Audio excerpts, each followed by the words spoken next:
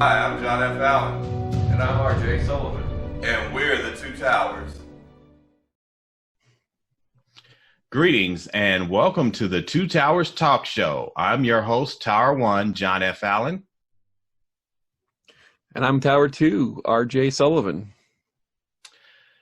Today we will be discussing and reviewing Extraction.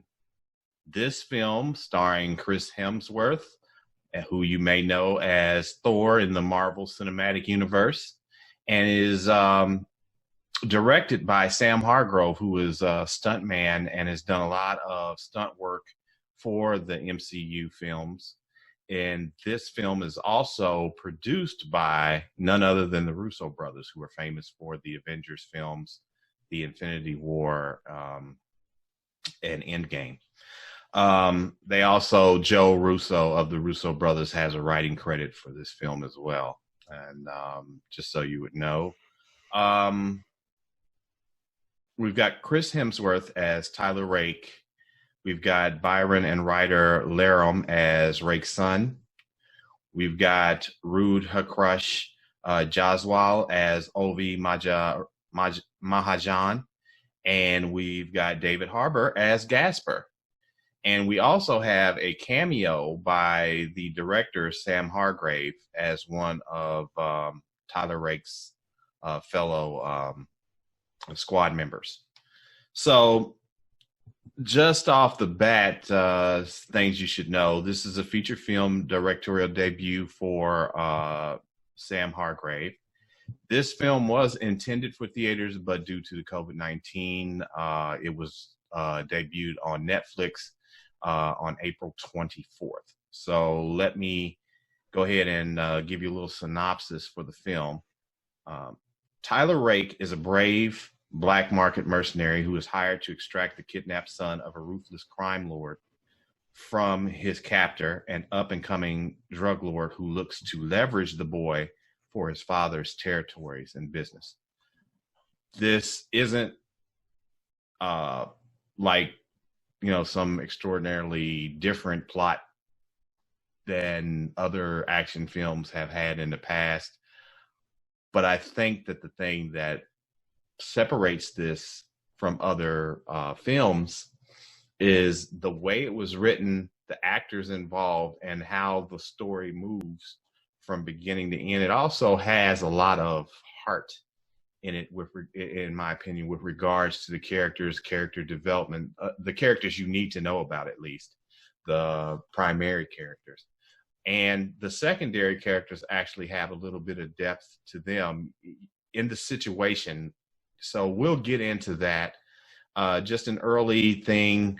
We'll be going straight through the film. So when we get towards the end where it becomes spoiler territory, we'll let you know. But generally speaking, up until that point, you should be good to go if you haven't seen the film. But I do want to say right off the bat that I personally feel that you should go out and log on to Netflix and check this film out. All right, so let's get started. You want to start off, RJ, with your thoughts overall, and then we can dive into the film.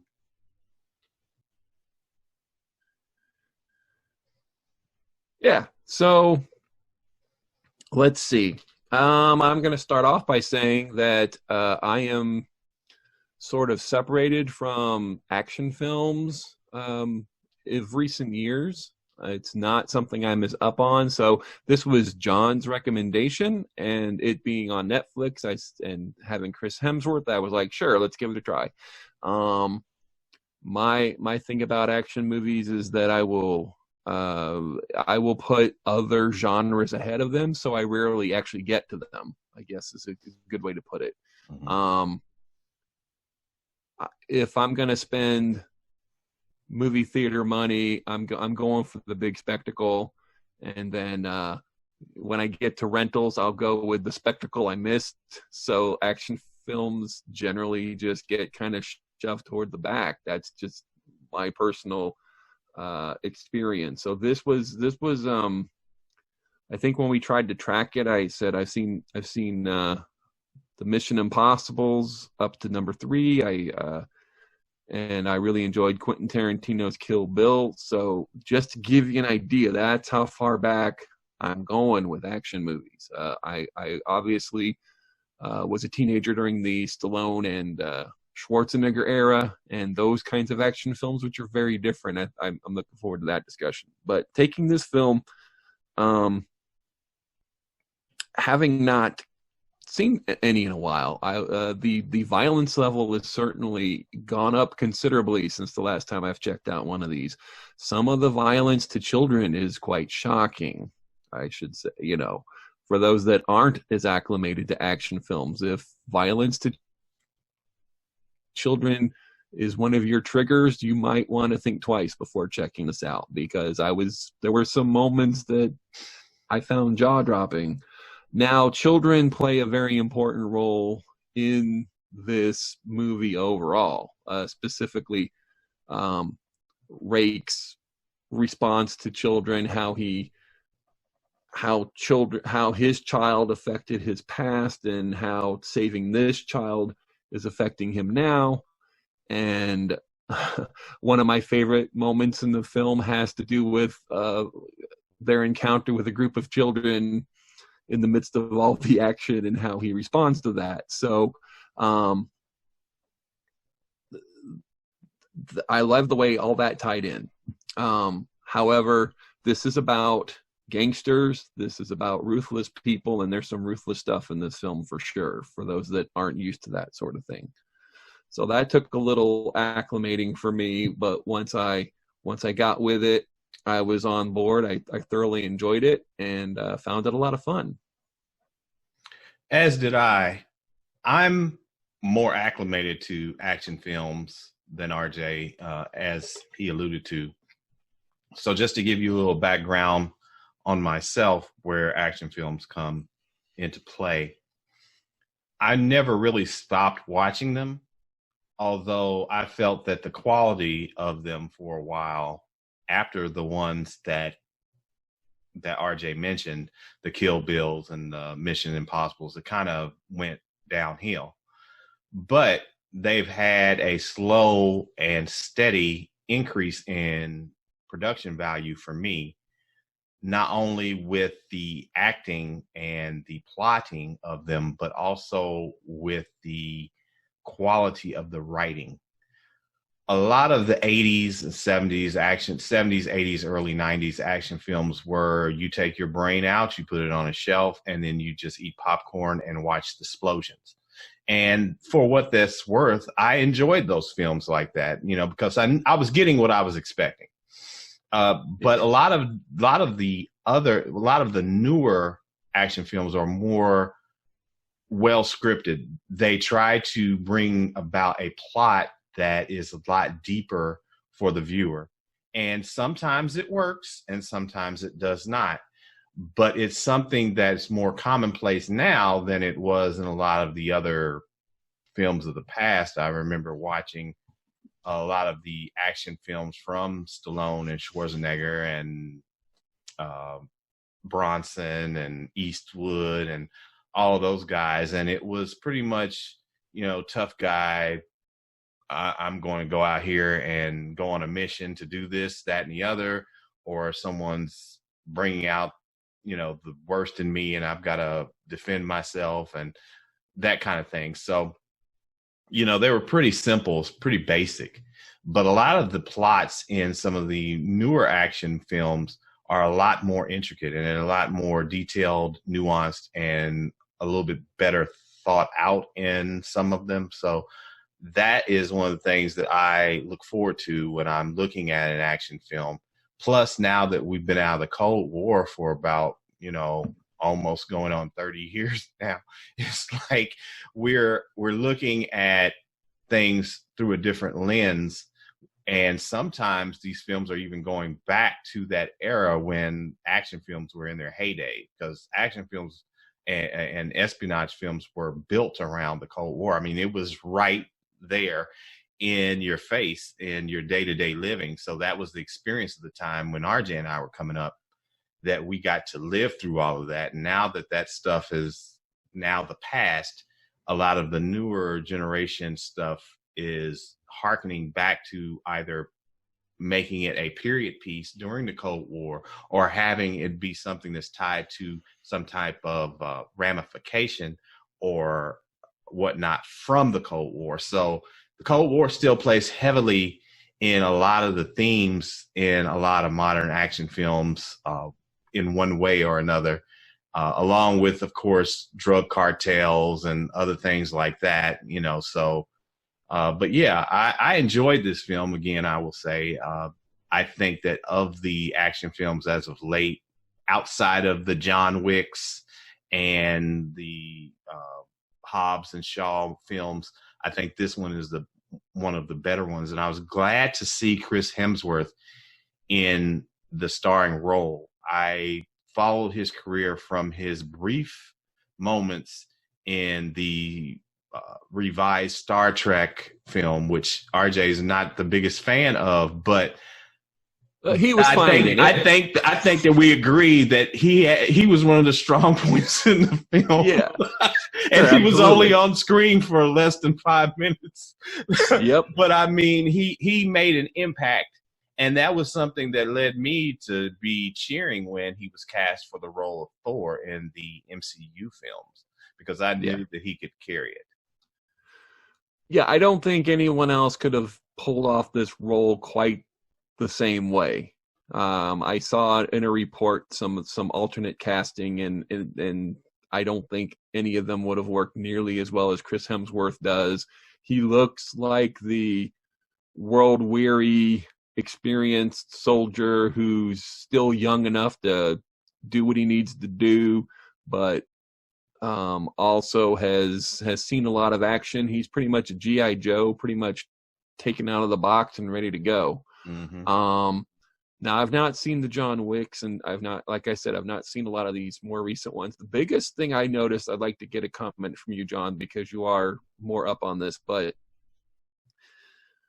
when Schwarzenegger or Stallone or any of them go on a rampage, or even I'd say even like the Escape from New York's, I mean, nothing touches those guys. You know, they would go out there, and those folks were pretty much invincible. And if they got shot, it was maybe like one bullet in the arm or one bullet in the leg, which had them limping a bit. But for the most part, they were unscathed through the adventure. And it was kind of like they could take down 150 guys and, you know, had this Superman quality to them where, you know, if someone did get captured and tortured, like in Rambo, it was the shocking moment of the film, you know. Right. In here,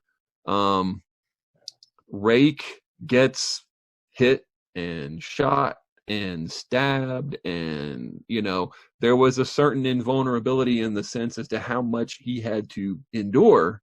Right. Versus, you know, if you're expecting someone to just kind of like dodge everything and make a few quips, you're not going to get that here at all. This is about as opposite of that as you can get. It's kind of like how much abuse can a guy take and still keep going, which is a very different way of approaching it.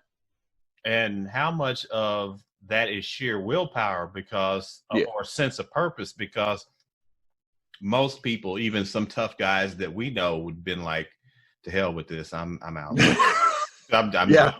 I'm kid, you're on your own. I mean, you know, and that gives you a depth of feeling for the character. And let me go to some of the talking points or plot points that we have here. Rake, who is Chris Hemsworth's character, Tyler Rake, he is a broken man, and he's a broken man because in his personal life, he lost his young son, to cancer. And this has created a void in his life, which has fueled his relentlessness and gives him a cavalier, he has nothing left to lose type attitude towards life. So when he's getting these missions for his mercenary missions, it's like, he'll go on a suicide run because, I mean, if he dies, so what? I mean, the light in him has been snuffed out with the death of his son. This particular mission, though, involves the extraction of a young boy older than his son at this time of his son's death, but I'd say early high school, middle school age kid. You know, his father's an imprisoned crime lord, and he is kidnapped by a rival crime lord who's looking to take over his father's territory, and he is held hostage in the hopes that the imprisoned crime lord, the boy's father, will concede his territories to this person. And the mission is for Rake to extract and rescue the kidnapped child. And he takes this mission, even though he knows it's like being dropped into a hornet's nest, not just because of the fact that he's good at what he does, but because there's a child involved. And this basically awakens something in him, the sense of purpose. You know, I got to get this kid. You know, once he meets the child and he actually starts to extract him and they're going on the run, there's a connection that this child and he have that is palatable. When you're watching the film, you see it. And I credit to the actors because they had that chemistry. You actually believed in them and what they were doing with regards to their roles. Yeah, I don't want to say this is a deep movie. It's not. And you can kind of see where it's going and how to connect the dots. But where it needed to have the humanity, it was just enough so that it was believable. Right. You know, we knew the type of character that Rake was. We know that he's got nothing to lose, and they provide just enough so that you believe he connects with the boy. You believe that he's found his humanity and that he's found a new purpose. Right. They didn't need a whole lot of it, but they have just enough so that it kept me invested, and it got me caring. There's a bleakness to this mission that they dwell upon a bit, which basically they make it out like there's no happy ending for this boy. Why are you fighting so hard for him? Because someone's going to take him out sooner or later, which is also a bit different from the, you know, the basic optimism I remember from the older films I used to watch. You always felt like, okay, we get through this moment and everything has a chance to kind of turn around. Right. And yet it's almost like Rake says, oh, yeah, well, challenge accepted. We're going to try and change this boy's fate. And I think that added a lot to the stakes involved, which took things through to the end, which I don't want to get too far into that. But I'd like to talk about some of the directorial choices that were made, especially since this was a first feature film by the director. I was really struck by the fact that this is clearly a Hollywood production, you know, made for Americans, not necessarily made in America, and yet it takes place in India with local gangsters and local police who are all speaking the native language whenever they're talking. And it's kind of like, hey, Hollywood audience, you're reading subtitles for a while. Just deal with it, because this is the more realistic choice. You know, this is what would happen. And I thought that was the more interesting choice. I never really questioned it. But then I thought about it afterwards, and it's like, so how many movies have we seen where all of a sudden people just start talking English because that's what would be more convenient to the people watching it at the time? So I thought that was an admirable choice. And of course, the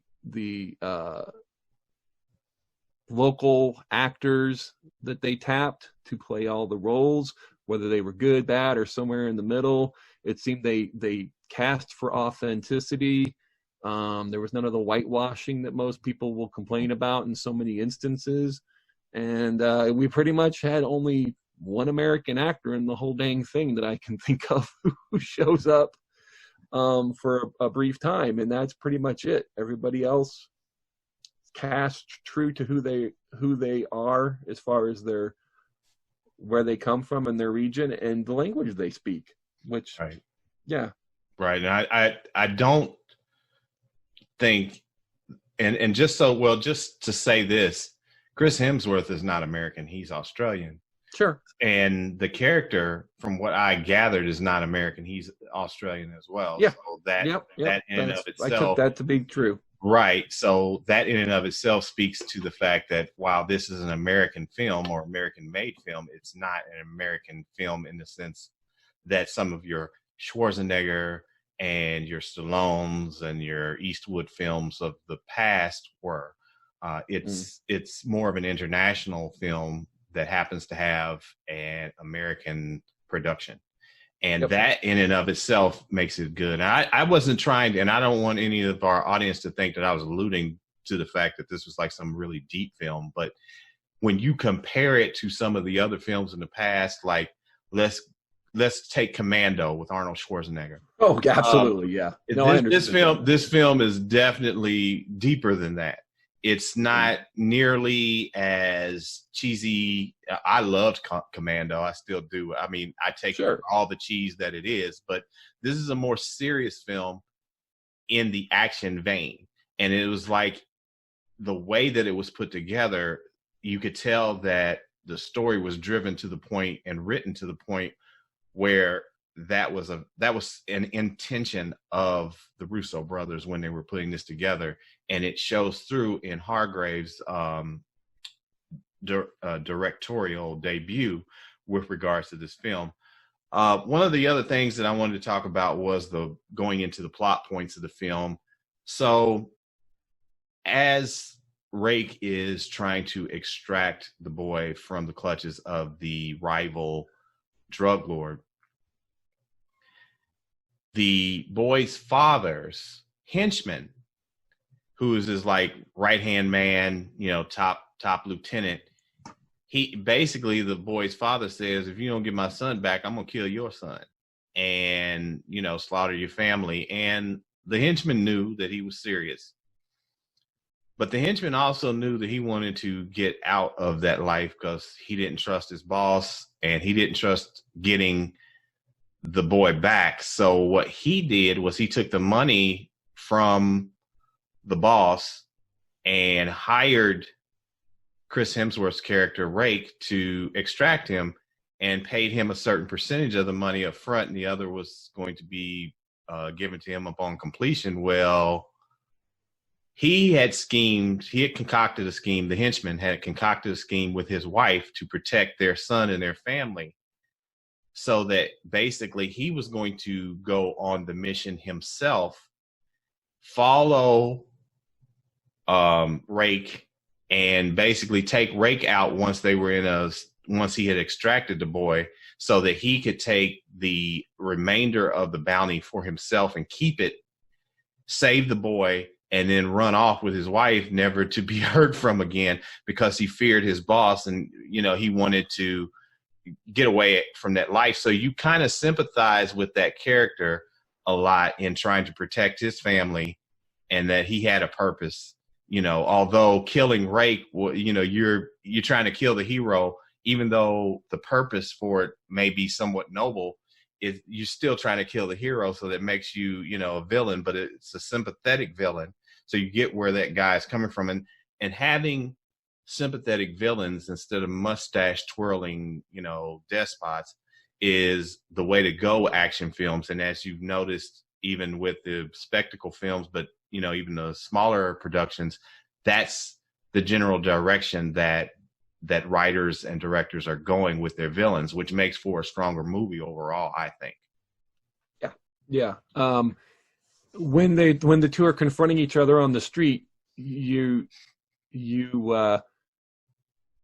don't know how you're supposed to feel about that, because that you're rooting for Rake, but more about this guy than you generally know about the person who is confronting the quote protagonist. Mm-hmm. And so you're like, oh, I don't really want to see anything happen to this guy because I know about his kid and I know about his wife, but there's no way for this to end well, and so it creates kind of an emotional tug of war, even when you're just watching a bunch of action, Right. It makes you a little more engaged. Now,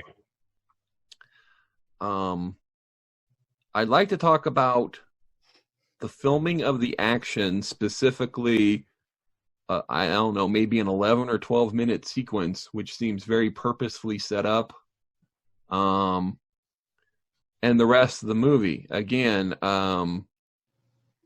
taking out superheroes and taking out things where action, I've mentioned James Bond, which I don't think this really falls into the same thing. I've not seen this kind of action filmed before, and I'm not familiar with John Wick, so maybe you can speak to that. I've watched The Punisher on Netflix, I think would be what I would find this comparable to, but I've never seen, I don't want to say video game type action like this because I think that trivializes it. I think it's much stronger than that, but this relentlessness of violence, but it's not quick cut. It's very well filmed. Mm-hmm. You could easily follow all the different action beats, and then in the middle of all that, to set up that long sequence which is meant to look like one shot but isn't. They use a little CGI to kind of do some trickery so that it looks like this 12-minute uninterrupted action part. But it's not, because there's no way they could have done some of it. And I thought it was an interesting choice, because we go into the car and out of the car and out the other side and then zoom up to the top of the building, but it's still, to the eye, it's fluid. Mm-hmm. And I've never seen anything like that before, where, I mean, we've all seen the Martin Scorsese tracking shot. We're all familiar with that kind of film gymnastics and how cool that kind of is. But to set up something that looks like that but really isn't, and to take it to that next level where, there's no way we actually did this, but we're going to make it look like we did. Mm-hmm. So I don't know about similar action movies, if that's unique to this film or not. What do you think, John? Well, it's not as unique as you would think, because you're not acclimated to a lot of the modern action films. It's something that is becoming more and more of a thing with action films of the past, I'd say 15 to 20 years, slowly up until the point now where a lot of them are shot that way. It's something that I think is a plus for the movies, because it's a way in which you are fully engaged. You're not missing a beat from moment to moment. It's very fluid, as you said. It's like, you're, and you can trivialize the filming style when you're comparing it to video games with some people, but for any of our viewers who are as big geeks as we are, which I'm sure most of them are, they have probably played Call of Duty Modern Warfare or some of the other games of that nature. And that when you're playing those types of games, how that moves, how the game moves, how you move. It's very similar to that. And I think that is purposefully done, because you're dealing with a new generation of viewers who actually grew up playing those games, and that's how they process those types of scenes. And this is something that's very akin to them, so they're putting that style of filming into the action film so that those gamers or people who are familiar with that style of movement and fluidity are going to be able to relate. Because if you were to try and put a film like from our era when we were coming up and those fight sequences like that, they would get bored. I'm pretty sure they would be like yawning, like, this sucks, and we're just not engaged in it. And that being said, this style of filming engages its audience in a way in which they can relate, especially younger audience members or viewers who that's what they're used to. We've seen both sides of this, so we can see the progression from one style to the next. This is all they've seen, and this is what they're used to. And I think that the filmmakers are smart to do things in this way because it's going to engage the more modern audience. Okay. I would also like to point out a couple more things before we get into the spoiler section. I think that this is a prime opportunity for us to look at franchises and how successful franchises have been with regards to action films. The most popular of which, outside of the Fast and the Furious, which is going on for like 20 years, the most popular, which that would be the John Wick films. Now, Keanu Reeves has always been a very silent, a very quiet, soft-spoken actor in the roles that he's played due to his nature. But when he was cast as John Wick in those films, I've seen all three of them. I own all three of them, and I can't wait for the next one. It's his demeanor. It's him. He becomes the man that you wish you were if you were going to be that type of person.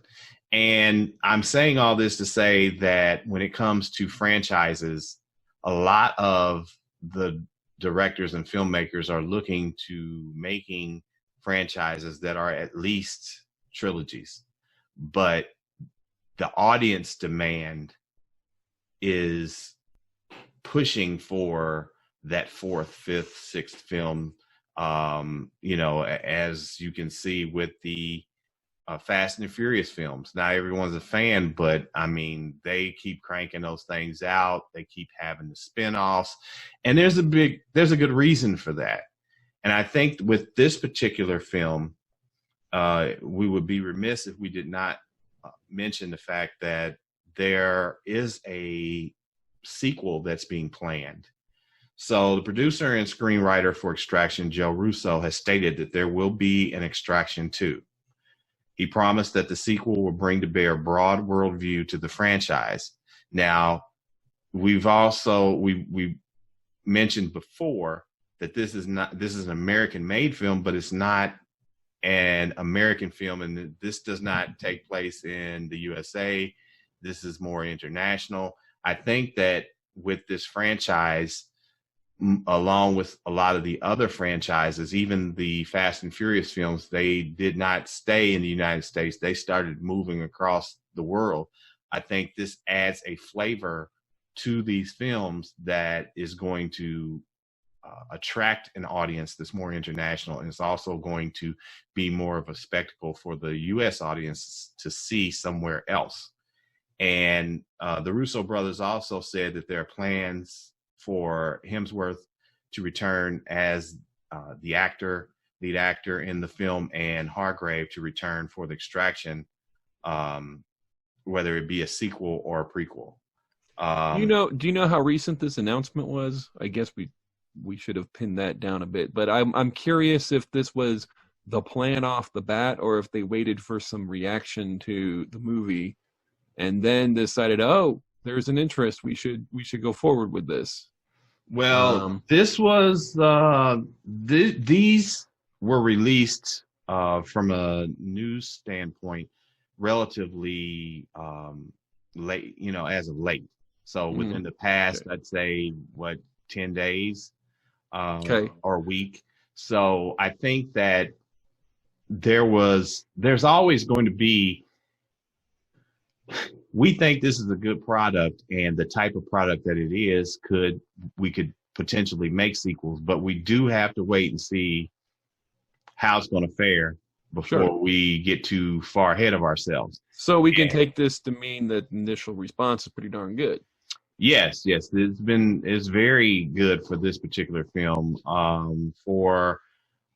If you're looking at IMDb 6.8, which is solid. And I'm not sure what it is on Rotten Tomatoes. It's 68% on Rotten Tomatoes, which makes it fresh. I mean, you know, it's Sure. not, you know, so it's not blowing it up, but at the same time, it's earned a sequel. Let's put it that way.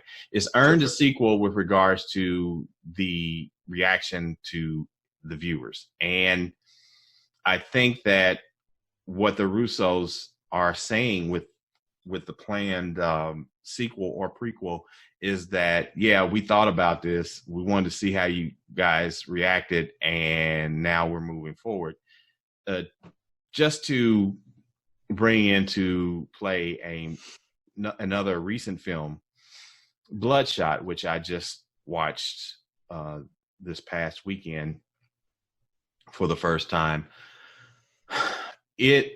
I was interested in this film. I was excited about this film, but it did not make the receipts. It did not get the praise. And as you can see, no one's talking about a sequel. So definitely You're going to be looking at the audience response. And I think that they were, the Russo brothers here were looking, hey, this is going to be a theatrical release, but now because of the COVID-19, it's on Netflix. How's this going to fare? And I think that it kind of helped the film in a lot of ways.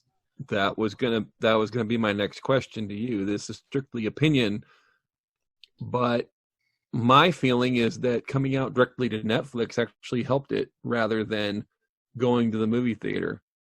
In a world where COVID-19 didn't exist, we're into the summer with Black Widow and Wonder Woman and some of these other tentpole films. How does a movie like Extraction do? Where do you place it? How do you get people to come to it? It seemed to me that dropping it on the Netflix, you had Chris Hemsworth as enough of a draw for someone who's got hours to kill to go, oh, I guess I got a couple hours. Let's give it a try. Right. You know, I think that may have helped it. Right. What do you think? I don't think that this particular film would have fared as well as at the box office if it's going up against a Black Widow or any of those other films. I think those films would just have eaten this alive. So having released it on Netflix, I think has helped the film, and the whole situation of people being home and put, on stay-at-home order has helped it. So I think that timing and situation have all helped this film to do even better than it may have fared as if it were released at the box office. But I want to go into another thing that Joe Russo, or the Russo brothers, said. He stated, we're not committing yet to whether the story goes forward or backward in time. They're waiting because the first priority is to work out the story and have further writing of the script finished before they decide whether or not this is going to be a prequel or a sequel. And those decisions are well thought out, because I think that right now we can go and say that if you have not seen the film, go see it before you watch this past this point, because we're going to start getting into the spoiler territories. Yeah, that's right. Yes. Yeah, Spoilers. I think it's time. Yeah, I agree. So this is leading, this statement by the Russos in wanting to wait and not knowing whether or not it's a sequel or prequel leads directly into the spoilers. So again, if you have not seen the film, go see it, come back, and then you can finish resuming to watch this video. Should we just give our ratings really quick before we get into spoilers? Yes, we can give our ratings.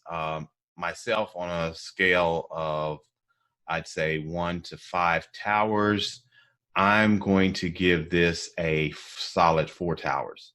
Okay. I think that it does well.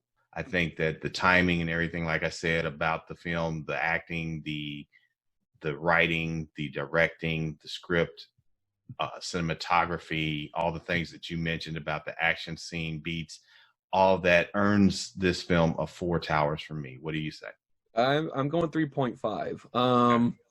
I thought it was a bit long for the story. I thought that I kept waiting for one more plot twist. I think maybe there should have been maybe one more shoe to drop in there someplace, and it didn't quite get there. But my goodness, it's really solid. I just I didn't think it didn't quite get to 4 for me, but 3.5 is definitely a solid recommendation. And of the two of us, you're better versed in the genre than I am, so people should take that into account as well. Okay. All right. So, spoilers. Let's say that the reason why the Russo brothers don't know whether or not this is going to be a sequel or prequel is because it is implied that the character of Tyler Rake perishes at the end of this film. And it's implied because you see they've got the boy out, but he's got to create the diversion and hold off everyone on a bridge until they can get the boy in the helicopter and they can take off. Well, he's already, as RJ said, beaten up. I mean, most people would have just laid out in the street and died, but he kept on. But there are only so many times you can get shot as a human without superhuman godlike powers. And so, yeah, he succumbed to that. He was like, all right, this is enough. I'm getting up here on the bridge. And he started having flashbacks of his son, of course, the obligatory, life, moments. And then he does a header off the bridge into the water below. You see his body kind of float there for a while, and then they cut away, and then that's pretty much it. You're left to be in all your feelings, and you can assume that, as most humans, going through all that punishment and then falling off a bridge, you pretty dead. But the body was never claimed. So, as in these movies, if you don't see the body in a casket, and even when you do see it in the casket, you got to take it for what it is with a grain of salt, because it is a film. So he could possibly come back. Maybe he was able to survive that, and he was half dead for a year. I mean, they did it with Mark for Death with Steven Seagal many years ago. Yeah, and they tease as much because we jump ahead in time. Mm-hmm. We see the boy come out of the pool, and then there's someone there, and they don't quite show you who it is. Mm-hmm. Cut to the credits. Right, yeah. Right. And, some time has passed, so we don't know. I think that, personally, I would eventually like to see a prequel, but not as the next movie. Mm. I kind of want to see where it goes in the forward progression. I kind of want to see if the boy is involved, if he's able to move away from, his hereditary profession. So, as with most situations, you have a father who's a criminal, and then eventually the son takes over the family business. But he didn't seem, from his character, like he wanted to have much in the way of any parts of all of that. And it would be interesting to see, 2 years from now, when he's matured and time has passed, where he stands on that. Is he moving away from his father's dirty dealings and becoming his own person? Is Rake's character still alive, and is he mentoring him, and where he's going? It would be interesting to see. That's not to say that I wouldn't want to see a prequel, but that's where I'm at. What about you? Well, I think we need to go back to early in the film. We do establish Chris Hemsworth seems to have some Aquaman powers. We see him dive into the water and kind of sit at the bottom for an extremely long time, and I don't think that's in there just to be in there. I think that they were kind of planting the idea that, hey, this guy, if he needed to, could float away and maybe survive. I think they also, I think that, and I couldn't say it before the spoiler point, but I thought the ambiguity at the end that was one of the reasons it did lose a half point. I wish they had committed one way or the other. Is it him or isn't it him?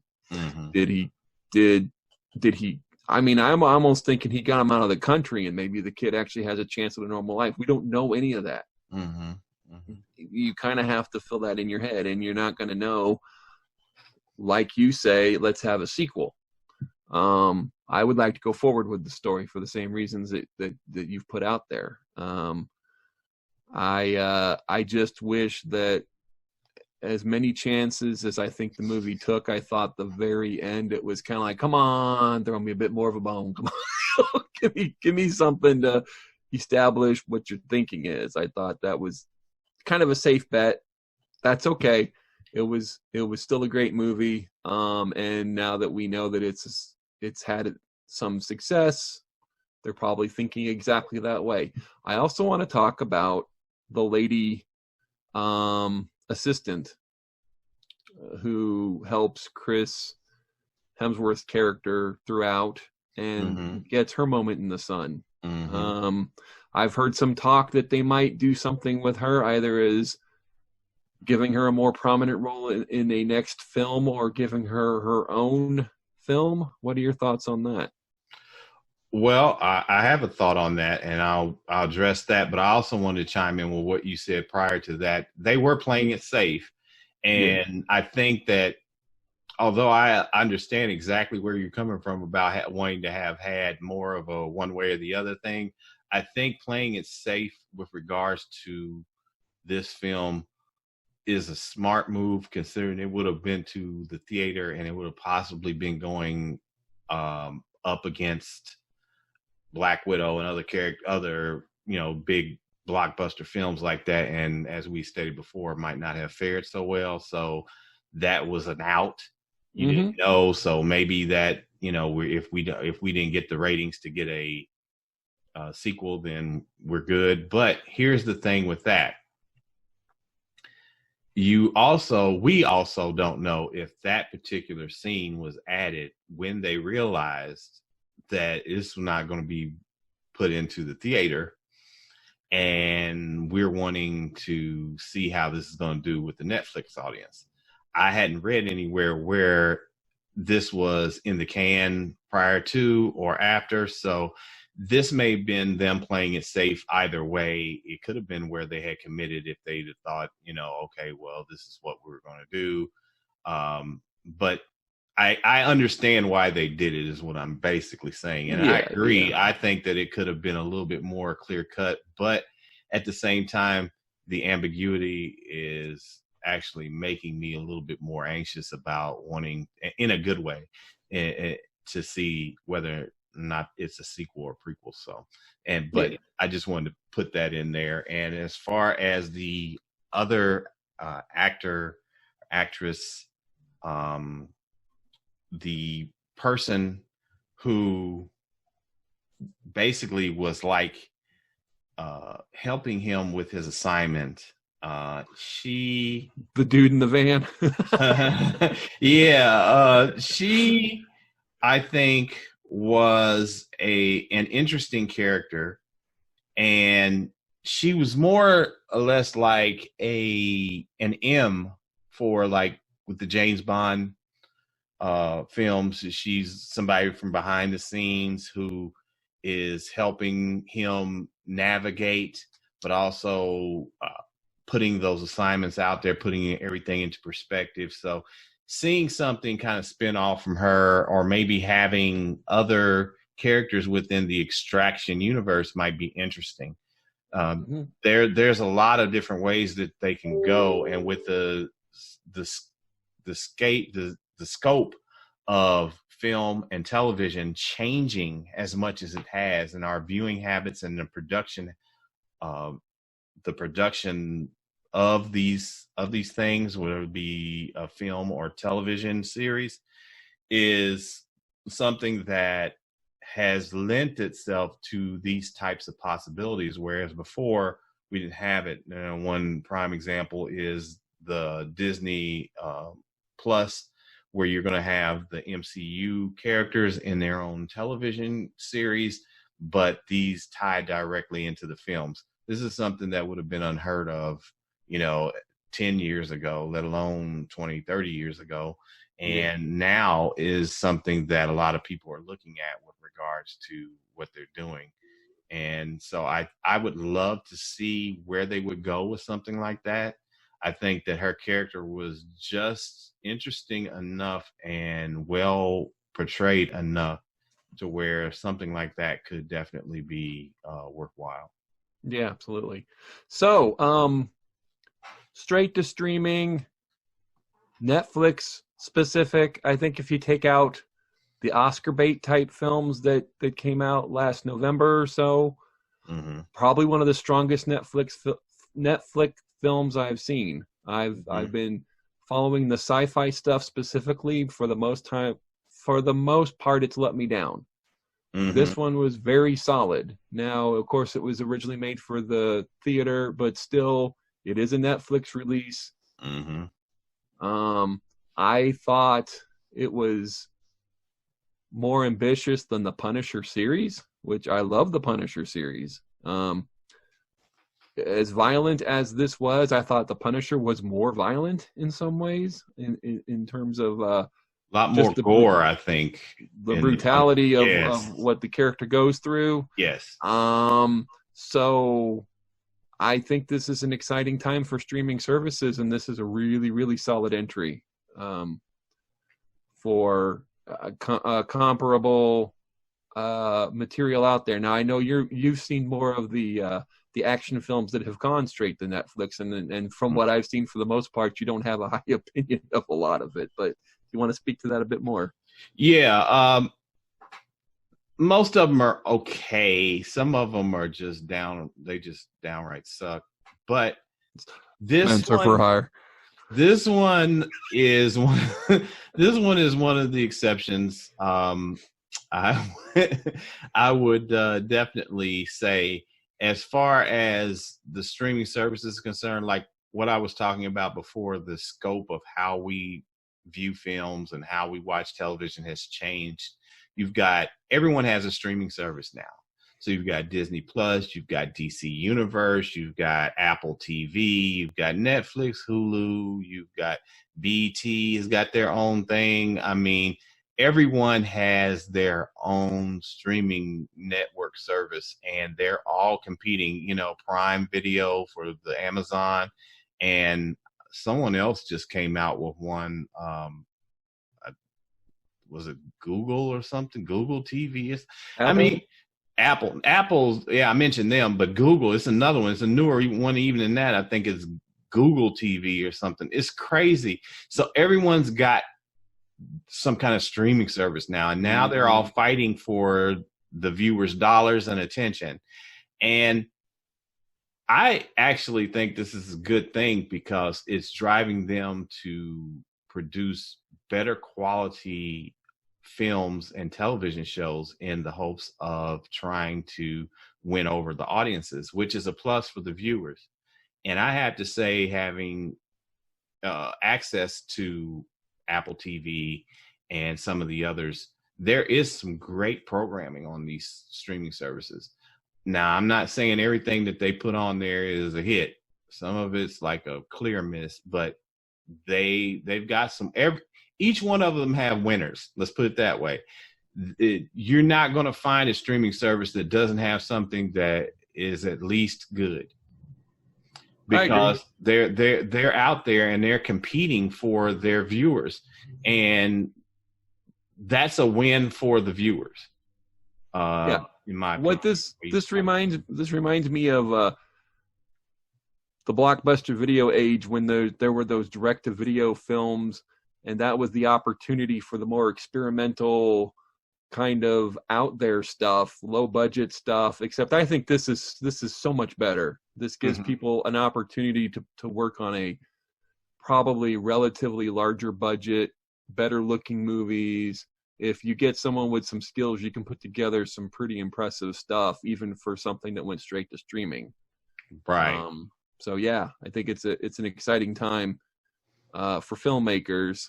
You don't have to be on a big budget Marvel film or part of Lucasfilm or something to get some exposure and get your talent out there.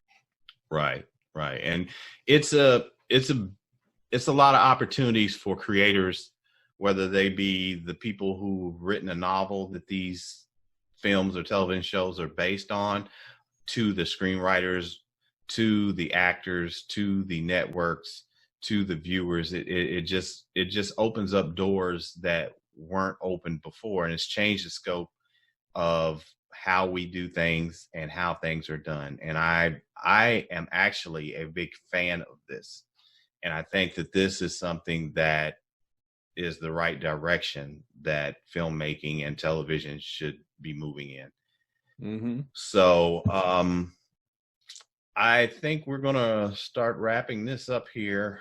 I think we have given everything that and said about everything that we need to say about this film. Yeah. And I recommend it. I hope that our viewers will go out here and check it out. And I hope that they will please put in the comments what they thought. You know, did you like it? If you didn't like it, why you liked it, why you didn't like it. You know, are you excited for a sequel or a prequel? Will you be following the director from now and into his other projects and the screenwriters, the Russo brothers? And we want to hear from you guys. So make sure that you comment in the comments on this video. You got anything you want to say, RJ? No, just that, you know, the director took advantage of his opportunity, even though he thought he was filming for the movie theaters. And I think that Netflix probably worked out better. And this is a guy I think we're all going to be kind of watching in the future. I'm looking forward to seeing what comes next, whether they continue with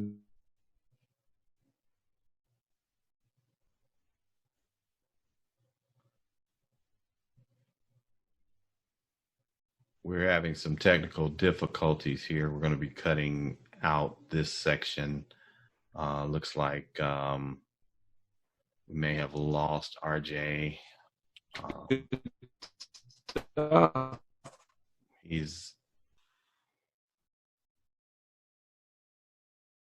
You back? Looks like you're back. Yeah, I'm back. You like froze, and then it just went crazy, and I don't know what's going on. So hopefully it continued to record. Yeah, you just. Okay. You back? Yeah, from my side, you're coming and going. So yeah, I think we're just having bad bandwidth all around. Yeah. Okay. So what was the last thing that was caught before it glitched? Do you know? Right when you started talking, from the time that I stopped, I'm not sure exactly what you were going on to. I had just finished saying that I think that the industry is moving in the right direction. Yeah, I think all I said was the director took full advantage of. All right, so let me just pause a moment. Maybe you can clip this in. Yeah, I can.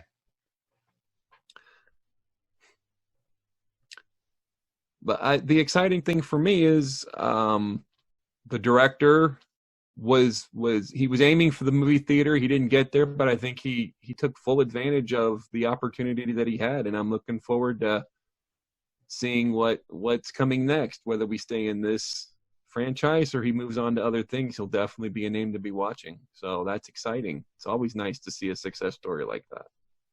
Absolutely, absolutely. And I'm looking forward to quite a few more success stories and potentials Yep. being fulfilled as we move forward with things. I want to take this time to thank our viewers and listeners and let you know that you are valuable to us. We appreciate you tuning in. And please know that you've got some more stuff to look forward to coming down the line from us. We are excited about, and you will be hearing about coming soon. So thank you for tuning in. You can check us out on Facebook just by typing the Two Towers Talk Show. You can also reach me via my website at johnfallenauthor.com. And where can they reach you, RJ? rjsullivanfiction.com. And basically, again, thank you. And until next time, stay safe. Goodbye. The Two Towers Talk Show is sponsored in part by OG Nerds, a new social media community dedicated to nerds of a certain age, 40 and over, although all are welcome. Members are encouraged to share articles and links on their favorite nerdy topics such as animation, anime, art, books, writing, comics, manga, movies, music, sports, tech, science, TV, video games, RPGs, and more. Be sure to visit them on Facebook, Twitter, and Instagram. The Two Towers Talk Show is sponsored in part by Showtime Cinema in Mooresville, Indiana. Their friendly staff is always willing to go the extra mile to make your movie-going experience an enjoyable and memorable one. Enjoy the comfort of their new cushioned seating in their spacious auditoriums, and while you're there, be sure to stop by the concession stand and purchase some popcorn where real butter topping is an option. They're located at 300 South Bridge Street in Mooresville, Indiana. We hope to see you at the movies.